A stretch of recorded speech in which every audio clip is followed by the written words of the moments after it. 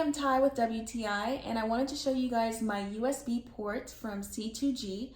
I have been really enjoying having this, and it's come in super handy. It has a USB-A port on this side and a USB-B port on this side. So that's what that looks like. And this allows me to connect my craft machine to my laptop if I'm not able to connect with Bluetooth.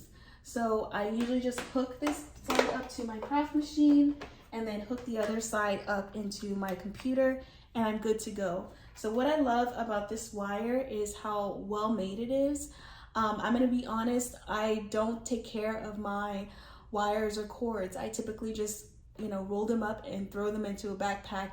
If I'm going to the office or to my parents' house or something, I don't take care of them. So for it to be held up this well, after months and months of having it, this is a really good quality wire. So I'm very happy that it has not broken or torn on me, and it works perfectly. So super functional.